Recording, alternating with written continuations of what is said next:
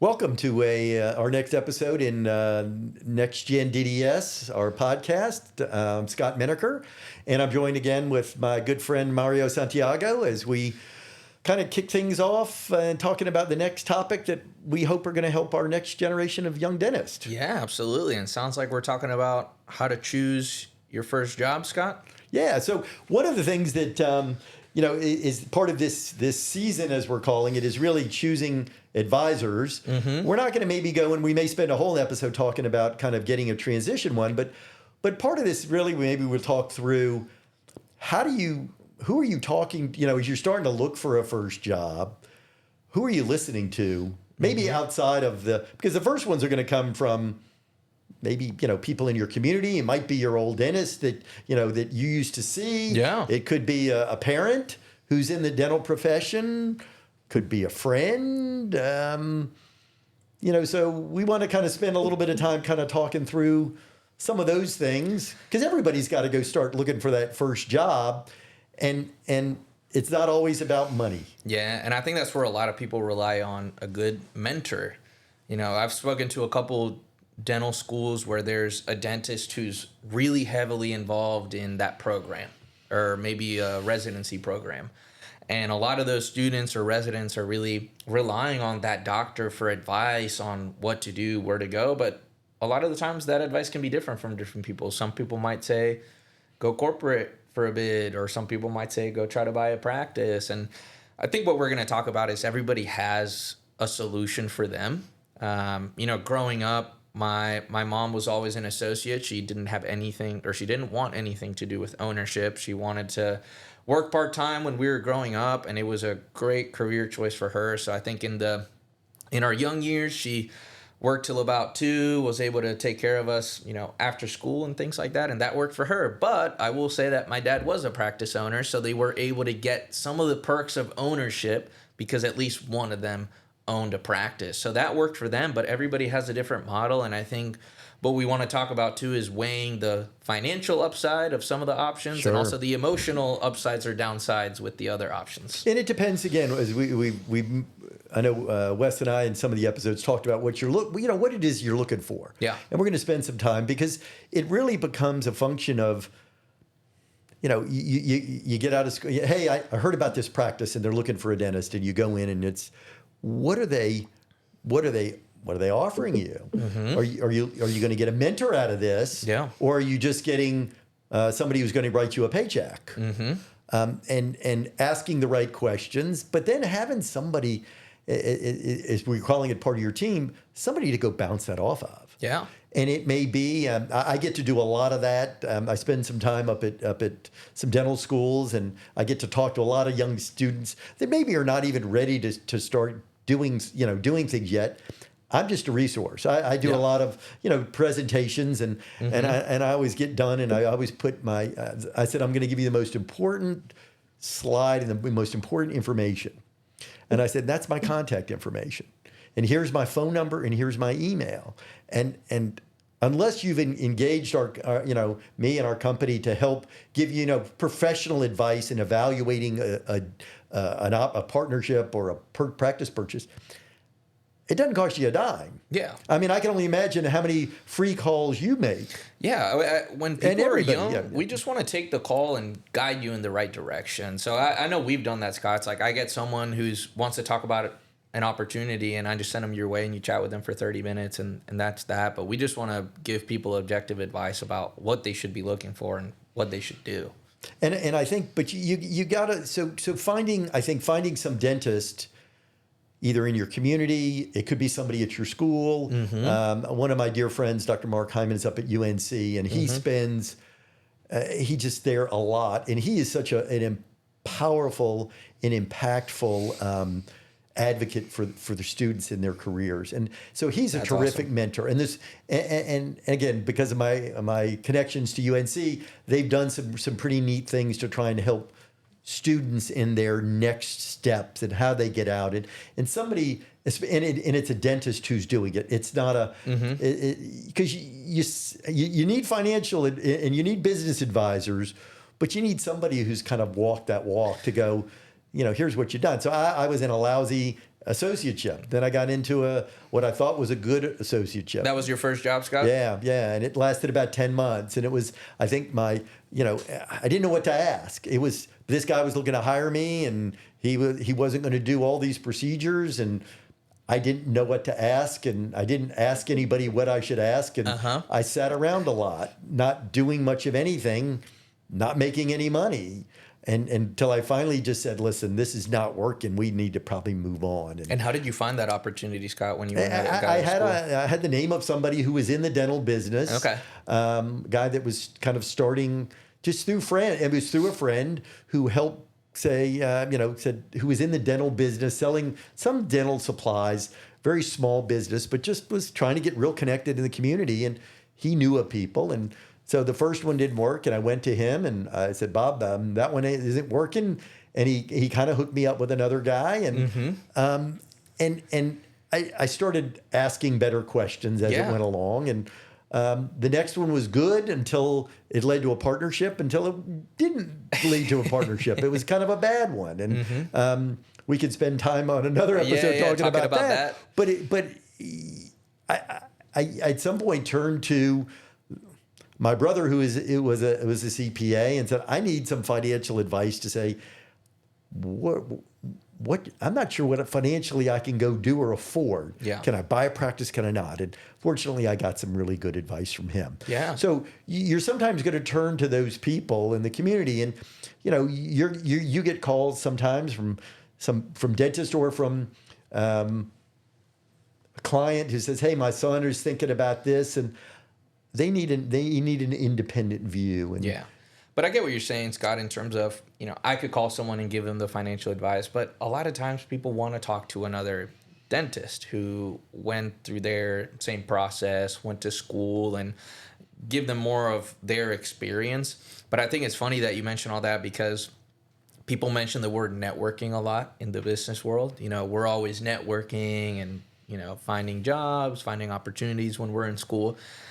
But it applies to dentistry too, right? Absolutely. You got a young student. Somebody asked me, how do I find a practice if I'm trying to move to this specific town? I tell them, well, call up every dentist in the area and introduce yourself. I mean, this was so funny. I had a young dentist come in the other day, and she's super young, crushing it. And I tell her, how did you find this practice opportunity? She's a practice owner. And she was like, well, I just got really lucky.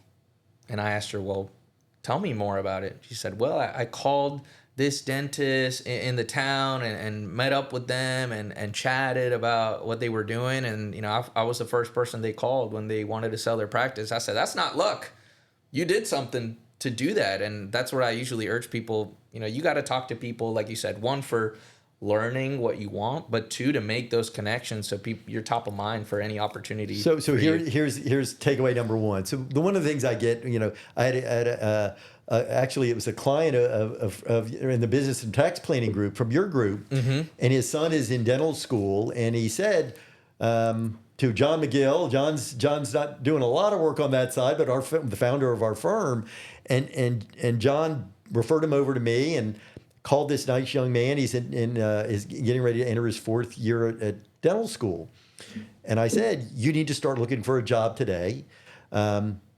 He's from Charlotte. I said, when you come back to Charlotte, call me. You and I'll go meet and we'll talk. But you need to go to, who's your family dentist? He gave me his name. And I says, here's what you need to go do. You need to go call him and take him to lunch. Don't let him pay. You pay for it, or get your dad to pay for it, but you pay for lunch, and you just ask him one question. Tell me, what advice would you give a young dentist? What's helped make you successful? You're not asking for a job. You're not asking for anything other than advice. Now, I did this with my first associate. He was a patient that grew up in my practice. He was off at school. I was thinking I probably needed an associate, but I wasn't. But David came back and said, hey, listen, I'm thinking about this opportunity down in Wilmington. What do I'd like to just come by and let's get together and talk. And we talked for an hour. I let him go home, and I called him that night and said, you're not going to Wilmington. You're coming to work for me. And it turned out to be an amazing thing. That's awesome. And but it only happened because he took the time to call me just to get some advice. And like you said, you don't have to flat out ask for a job. It's like, it's pretty clear you're there for advice and that you would be open to a job. Right. If asked. And then you can just kind of sum it up at the end and just go, hey, if you know of anybody that is potentially looking for an associate, I would really, or just any other dentist who might be willing to give me some good advice, I would really appreciate that connection. Mm-hmm. Yeah. And ask for a name. I said, do you know of any other, any of your friends? An introduction. Who just might be willing to just sit down with me and pick my brain. If you want to go back to it, Charlotte, it's a little bit hard. You don't want to start calling 600 dentists in town. Yeah. But if you're going to a smaller town, I had a doctor that I talked to. We didn't have to work for him. I didn't have to do any advising for him because he had already made a commitment. But he was calling and he said, I was going to be an orthodontist. I wanted to go up to Maine. He said I don't know whether the story is true, but he said there were 40 orthodontists in the state. He said, so what did I do? I went and called and visited every single one of them. Wow. And guess what? It worked. He found a practice to buy. That's awesome. Yeah, And people so don't. Yeah. I said, so most people, and this is another thing I say to all the young dentists, I said, most people are not willing to put in the extra work. They're just going, well, is it going to fall in my lap? Or stuff's going to fall in your lap. The question is it what you want? Yeah. And two, is it the opportunity that you're looking for? Yeah. And people don't realize that let's say those 40 dentists that young person went to visit, some of them are probably looking for a transition plan, and they're sitting too and saying, well, I hope something falls on my lap and I can retire. So people don't realize that too, that there's opportunity sitting out there if you just go looking for them. Yeah, and it may not be, you may have to go maybe move to a smaller city, or maybe not the perfect city. But I was just talking to a dentist. I spoke to a dental society and up north, and I was speaking more to the younger dentist. But about 2 months later, I got a call from one of the 60-year-old dentists in there going, I think I need some. I know you're working on the kind of the younger dentist side. He goes, but I probably need somebody to talk about helping me sell my practice and transition my practice. And I said, well, fortunately, I don't deal with that, but our firm has been doing that for 45 years. You're in the right place. And so now we've engaged him to help him, but he wasn't really thinking through that until somebody kind of picked his brain. Yeah. As we go back, we talk about this, finding this job, and as you've got to build your team of maybe not the advisors we're going to talk through and things that you're going to have in your practice, but you're building that network. Yeah. Mario, to your point, who's in my network? And it could be some of your friends. Maybe and I always found most of those people, my mentors through my career, were not dentists. Yeah. They were just, some of them were lawyers. One of them was an artist buddy of mine I grew up with he just looked at the world in a little different way. And I think we need to look at things a little bit different. Yeah. Because if we got blinders on, we're just going down this path, we never see the big picture. I know that's what, we're all talking about to these young docs. Yeah. And Scott, as it relates to, I know we mentioned location, I think a lot of people want to go to the big cities. And I understand that. It's, if you're young and you're trying to have fun, but usually it's probably harder to get an opportunity in the big cities. It's worth a shot, but I always like to tell people, if you widen the net a little bit more, if you're more open than just this specific location, then of course there's going to be more opportunities for the taking if you're open to explore other geographical regions. It's interesting. Wes got a call from a doc. I'm not sure. He might be a subscriber to the newsletter, but he talked to Wes about, hey, I'm thinking about young dentist, been in town a couple of years in Charlotte, was looking to, but wants to buy a practice.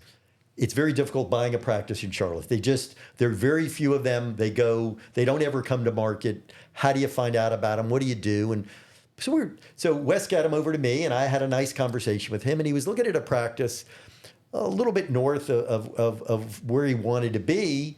Looked like a good practice. The numbers looked really pretty good when I looked at just a quick look at the tax returns in the P&L.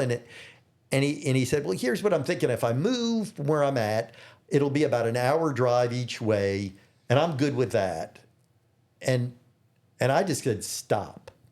I said, so you're going to a small town, and if you're just going to be a visitor in this, that's not how you're going to buy. You're going to spend a good money it was a good practice. He was going to spend $800,000 for this practice.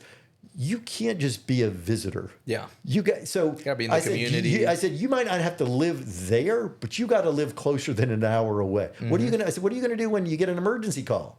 What are you going to do when something happens with the building and you got to run over there and do something? And that might be fine with the commute now, but I've heard that on the back end from people, doing that for 5 or 10 years, saying it's starting to weigh on me. It's pretty hard. Yeah. So, but you got to get that advice from somebody. So I wasn't breaking down the numbers I was just giving him advice from a standpoint of where I had been and what it was. And I know my brother in his CPA world was talking to, he would just talk to anybody that really just wanted some education or some guidance. And it was just from a different angle. And those are the kind of things that you're really trying to go do. So early in your career, as you're looking for these first jobs, sometimes you'll call us just to chat. And again, my calendar's pretty open, and we're looking. All of us here at our firm, we're all looking to just try and help.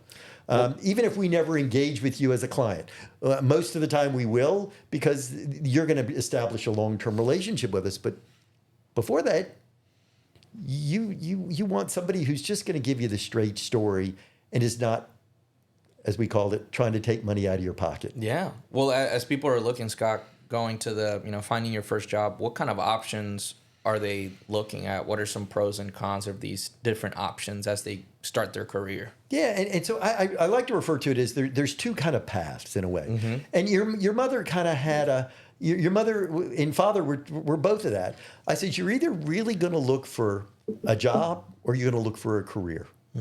A job is one where you might go work for, I'll call it the corporate or the group practice, or somebody's hiring you right out of school. They're going to, you're going to be working in many cases, probably a PPO type driven practice. You're going to be busy. You're going to get good clinical skills because you're going to be busy. You're going to develop those skills. You're going to have pretty lousy ones getting out of school because, but you're going to work on those things and you're going to get that. And that's more of a job. Now, I'm not saying there's anything wrong. None of us are saying there's anything wrong with that as a job. Yeah. For your mom, it worked out really, really well. It was important for her because it fit with her plan. But a career is a different piece where you think you want to be an owner or you want to be a partner with somebody. And that's kind of a different path in a way. You want to find, the ideal would be you want to go find somebody who's going to be your mentor, who's then going to turn around and go, hey, would you like to be a partner? Yeah. We're seeing that as partnerships are probably going to be the biggest part of they probably are now, and they're continuing to grow. There's probably more partnerships than anything. When I got out of school, there were almost none. It was 95% of dentists were solo, and that was it. And that's the smallest piece now. And of course, people go to partnership or ownership because there's a lot of perks, right? There's income potential. There's a level of autonomy of you own your own business, but we always like to be clear about what does that mean too. I'm guessing it's not a 9 to 5 job. You're probably the first person in, last person out. If something's wrong with the business, you're worried about it. You got a loan to pay, so there is more responsibility, and you got to make sure that you're okay with that. But I've talked with young people who maybe don't know the financials, and they think being an associate is the only option. And like we said, it can be a great option. You can make good money relatively if you compare to everyone in the country. I've seen associate making $200,000, $300,000, $400,000, sometimes more. I'd say it's more on the rare occasion. Right, but I was talking to these young dentists, and they said, well, how much does your average practice owner make? And I said, well, at least $500,000 if they have a good practice. And jaw drops. They had no clue that you can make that much money as a dentist. And it's interesting. I was talking with a good friend of mine who's been in one of my mentors who's wasn't a dentist but in the dental business, and and really was just talking through that. And if you look at the statistics from kind of the ADA, most dentists are not doing that. That's kind of what our the business and tax planning group. What you guys do is you help dentists become more efficient, become more effective.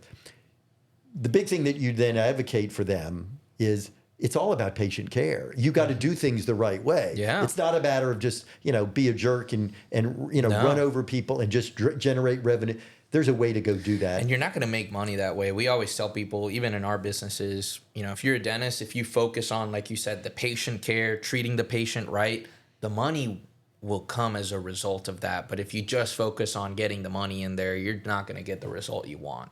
Yeah. And so as you're looking for this first job, the key is extend your network. As Mario said, build a network that allows you to talk to different people and talk, get your parents to give you some advice.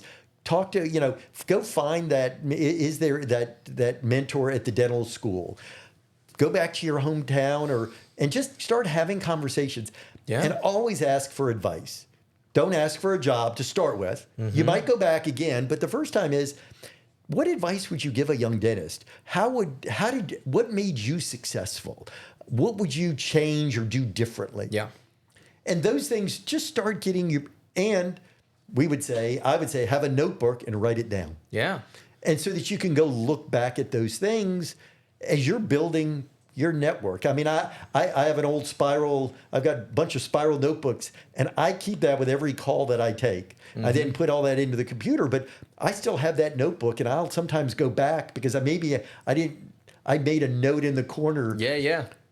And I go, I haven't talked to that person. And I like to just go back and check with people. So build that network but do it early. Do it while you're in school. Don't wait till you're out, going, oh God, what do I do now? Yeah. Because then it's too late. And Scott, I'd say too, don't focus just on the money aspect, because I think when you're in school or when you're doing a residency, the student loans are top of mind and you're looking for a fast way to pay them off. And what I would encourage people to do is, look, if you get a job opportunity that's very high paying and you're going to get great clinical skills, sure, that's great. That could help you, pay off some debt. And we probably dive into that topic at some point too. But let's say you get another opportunity and your personal goals are to be an owner, and you have an opportunity at a private practice that maybe doesn't have the flashy salary that maybe one of these group practices can offer, but there's a pathway to partnership through there. Those are all things that you really should consider. What's the long-term goal? Yep. And don't just sacrifice, an extra $50,000 on the front end to sacrifice that long-term goal if that's something that you want. And it is funny. I didn't prompt Mario to tell that story, but that was my partner. Really? My partner came and had spoke. She talked to a number of groups. She got offered more money to go work with them. And after talking to her for an hour, and then we met for 3 hours the next day, I said, here's what you're going to get from me. Yeah. I said, you're going to get an amazing mentor. You're going to have if things work out, you're going to have a great partnership. But I'm not going to pay you what they're paying you. And you have to decide.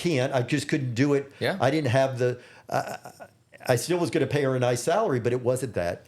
And she chose the pathway that would led to, we were together for 16 years before I retired. Wow. She made the right decision. Yeah. But she also, she went and talked, she had 3 sisters, and she talked to each one of them, and they told her, she explained all of this, and they basically said, go pick Scott Menaker. And she goes, I'm glad I listened to my sisters. So, there you go. Good support group. We're talking about that support group, that network. You got to start networking. You got to start getting out there, but rely on people to help you. Maybe ask questions that you don't know to ask, and take this seriously. And you'll end up hopefully in a good situation. If the first one is not good, you'll go find another one. You don't have to stay there. So you can always learn from your mistakes. Absolutely, no doubt about it. So enjoyed it. We'll come back next time. We're going to really start delving into the specifics of who's on that team, and some of the questions that you want to ask about all that. All right. Again, Thanks, enjoy Scott. it. Yep. Thank you.